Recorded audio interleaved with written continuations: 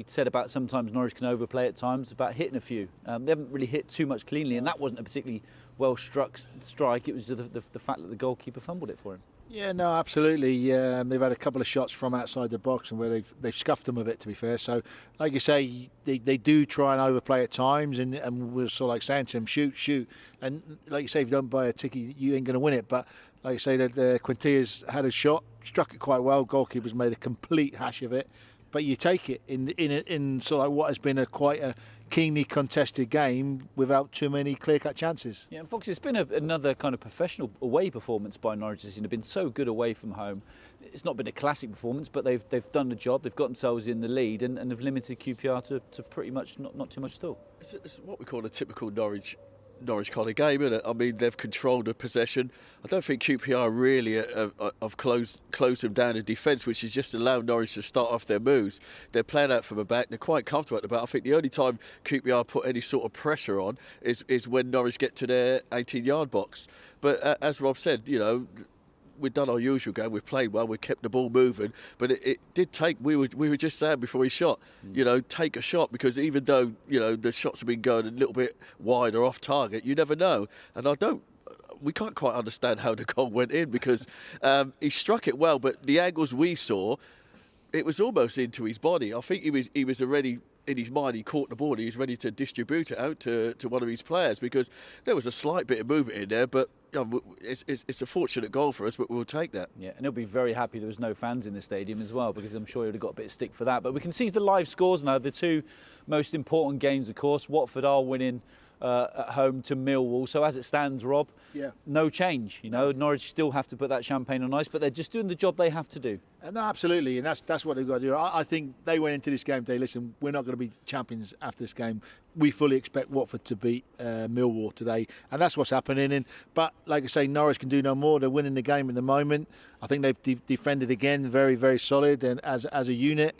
And like I say, they can do no more. Win today, you've got two more games to win, regardless of what Watford do. And what has it been about this season, their away performances? Because you could argue they've been better, apart from the Huddersfield game here, which they won 7-0.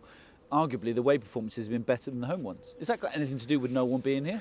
Maybe, but I just think overall Norwich, as a defensive unit, and when I say defensive, I'm not talking about just the back four goalkeeper. I'm talking about the whole team. Pukki and Buendia's been challenging back here. That's what you need. That's what you need as a team, and especially when you get a little bit of luck for the goal, saying, well, "Listen, let's take this, like this." And like I said, we don't need to go and win 2 and 3-0 like we've said in previous seasons. We have got a good defensive team now that a 1-0 is enough. Yeah, and Foxy, we're hoping you've got a bit of inside knowledge because your time you spent at Spurs. Yeah. Ollie Skipp's been brilliant for Norwich this season. With a change of manager now and all that's gone on, how does that fit for Ollie Skipp next season? Is there more chance of him staying at Norwich on loan again, or getting him on a permanent deal? What do you believe is the situation now? Well, I hope he stays. He's been fantastic here. I mean, I think we forget the amount of attacks he actually breaks up. And he's not just a defensive-minded person. He can travel with the ball. He's a bit like Kante that we used to see at Leicester, who's at Chelsea. People don't notice the work that he does. I think through us, we can see it all the time. He does what we call the ugly work. Yeah. He tracks back, he covers people when they make mistakes. But on top of that, he's a very good player.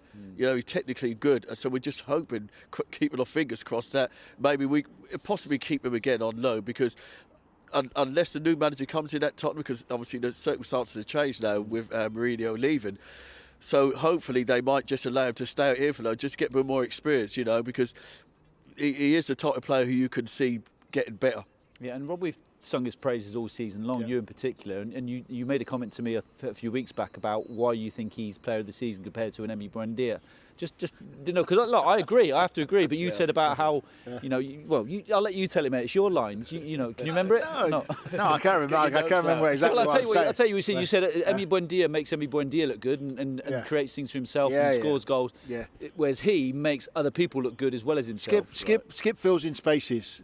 Skip sees potential dangers. Skip tackles. We've seen it today. Tackling. Skip's got the ability to run past players where he's not delivering the killer ball, because he's getting the ball deeper in the pitch and whatever, but he's winning tackles, he's blocking shots, he's filling spaces for players that are out of position. So he sees the whole game, he sees the potential.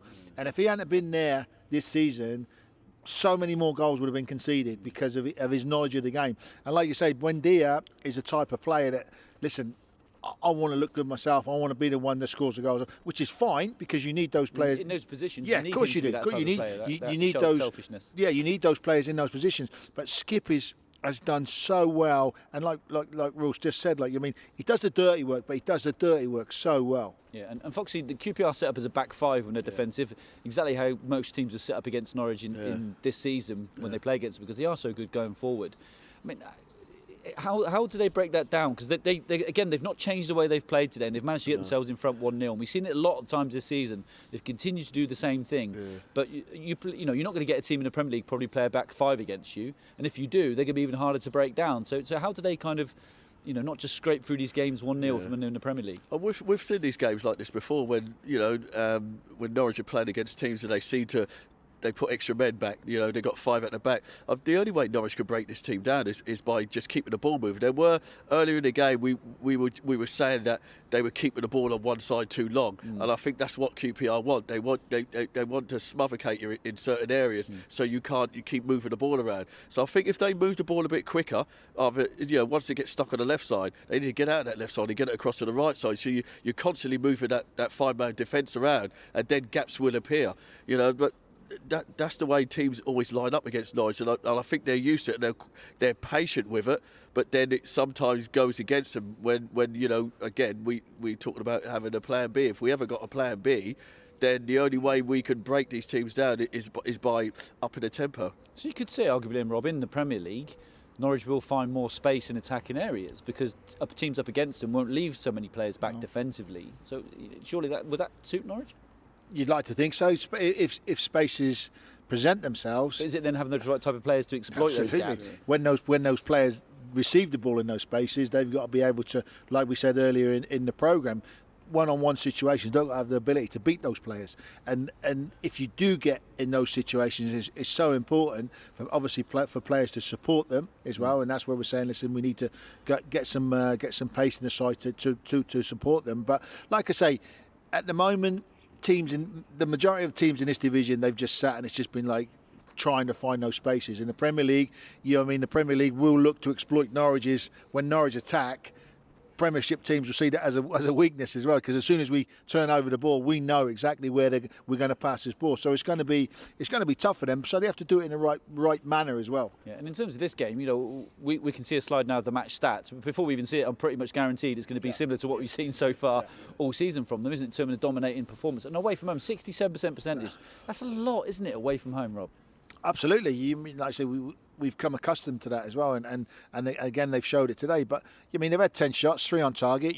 That's pretty of a poor percentage. Obviously, one of them's turned into a goal, so a bit more clinical in front of goal. And because when we do come to the Premiership, we probably won't have as much percentage of possession, and we probably won't have as many shots. Yeah. So clinical is a massive word in an offensive play. You have to be clinical. So when you get those chances, you've got to be able to score. And does that mean then, Foxy, defensively, they need to be stronger? They've been stronger so far this season. Yeah.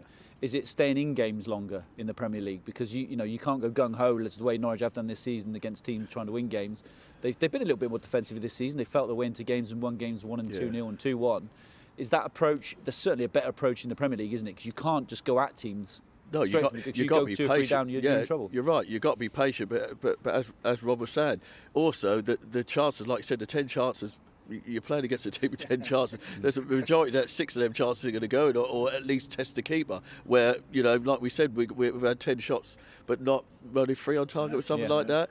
And again, them sort of numbers ain't good enough, really, or won't be good enough in the Premiership, because you've got to be clinical. So it puts more pressure on the defence. If one of them chances, as soon as you get one of them chances away in the early part of a game, then what happens with a team? QPR has to change the way they're playing, which opens up the game, and I think that it becomes more of an easier game for Norwich, because they can then start passing the ball around. But when you're not putting them chances away, it gets a bit more tense and more tense and more tense, and then like we witnessed one of the last home games here. Then all of a sudden the home team then plays different in the second half, and they push on and score a goal. So you've got to be careful not to play that kind of defensive mode a lot, which is what we get caught up in sometimes. Yeah, and there are 2 different approaches really to play in the Premier League, Rob. If you look at the way Leeds have done it. It's almost like basketball. You have a go, we have a go. And then you've got a team like a Brighton or a Burnley who've stayed in it structurally defensively strong. I mean, what is the right approach? Is it just literally the group of players you've got to see what you've got? I think so. I mean, I think it's the manager's methodology, the way the manager wants to play. If he wants to play out from the back, you've got to have good players to play out from the back, and you've got to be. Well, here's one for you. So I covered Talk Sport the other night for Leicester against West Brom. Leicester beating West Brom 3-0 at half time. Yeah. Sam Allardyce, West Brom manager, sets his team up second half, puts 5 at the back and just doesn't concede again because he's thinking about goal difference. Yeah. Even how bad they are, he's even at 3-0 down, he's thinking we don't want to concede too many more.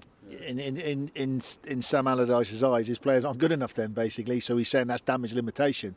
You know what I mean? And that's like a sorry state to be in. We don't want to be in damage limitation. But the fact is they conceded 3 in the first half. The likelihood is if they kept on playing like they were doing, it would be another 3, and that sort of becomes humiliation and an embarrassment. Yeah. But you are going to, like we said about having different plans, there are going to be times when Daniel sets the team up and within 20 minutes he's going to look at thought, do you know what, they've actually played it slightly different. Yeah. And then you've got to think quickly. You've got to decide either to take off a player who ain't going to be too happy and change tactics, or, like Rob was saying, damage limitation and just think, well, hold on a minute, we're just trying to hold on and we'll tell our fullbacks not to keep attacking and just hold on until we can make some changes. So these sort of things are going to be happening week in and week out. And would you expect to see that from Daniel Farke in the Premier League next season, a bit more adaptable in terms of his formations and his team selection? And because before, he's a learning curve for him as well. It's the first time in the Premier League. He's learning like a lot of the players were. He now understands it. Do you think he'll be a bit more adaptable in terms of his shape and the personnel? Well, he's had a year in the Premiership,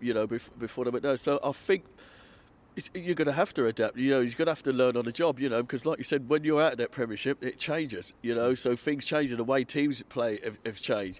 And like you said, sticking by your traditions, the way you want to play football, it's all great. But then, like you said, there are going to be challenging times where you're going to have to look at the teams and think, well, do I need to strengthen it? Do I need to play a different way? Because our squad isn't very big. So if we get injuries to key players, then you've got no choice but to play a different way, because the player coming in, say, for example, for Pukki, is going to be a different type of striker. Yeah. So, you always got to have a different way of playing. But Norwich have done that this season. They've played at times different ways. Everybody they've brought into the side because of injuries or things like that, they've got a service out of them, haven't they? They've all played well. You haven't seen anybody come in and do poorly for Norwich this season. No, so absolutely. in terms of the squad base, they've got a stronger group together this year, you could argue. Absolutely. No, not one of the fringe players. When they've come into the side, you said, well, he ain't good enough.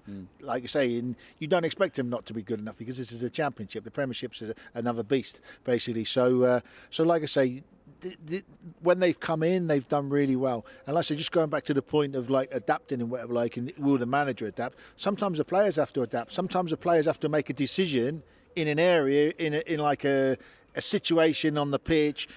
Okay, I've got. It's not going to be great, but I've got to clear the ball up the pitch, because particularly this at the moment, because there's no fans here at the moment, so a manager can get his message on the pitch. Yeah. I've played in games. You played at Newcastle, Fox, and I'm playing as a player. You can't hear anything. Yeah. Literally, if your mate's trying to shout to you from 10 yards, you can't hear. So it's up to those players to make those decisions makes a themselves. Decision. If you feel as though you're in a dangerous position here, I'd love to play a triangle out from a defensive third in there, but I know if I play it to it, as you would say. Mate, sometimes you've got to do that, but I just feel players nowadays, they get fear factor of getting a lambasting from the manager of giving the ball away. It's so important. We've said 67% possession. That is so important for so many managers now, and they look at that stat and say, oh yeah, fantastic, we kept the ball away, but hey, listen, what do we get at the end of it? Sometimes, like a good old boot through the ball, or a goalkeeper saying, all right, listen, let's push up to the halfway line, I'm going to kick it to my tallest player, and then we win the ball in half. It gives you some respite as well. Because we have got caught up in this possession thing, and it's great for players' confidence. It's great to keep the ball, but if you're not really breaking them down, a lot of teams will suss you out. So a lot of teams will come to Carrow Road and they'll say, do you know what? We'll let them have it. They'll wear themselves out, and the second half we'll just kick on. So one loose pass. So you got to be careful. You got to be careful. So having that possession, if you're comfortably defending that possession, like we said, because we like to keep the ball. So for a defence, they're not going to really get challenged that much. So then the tactics of the opposition manager might be, just to soak it up. Let's soak it up. And then in the second half, we're going to change our tactics and start counter-attacking. Well, let's get this game won first. Yeah, 3 points at the moment. Second half to come. We'll see you after the match.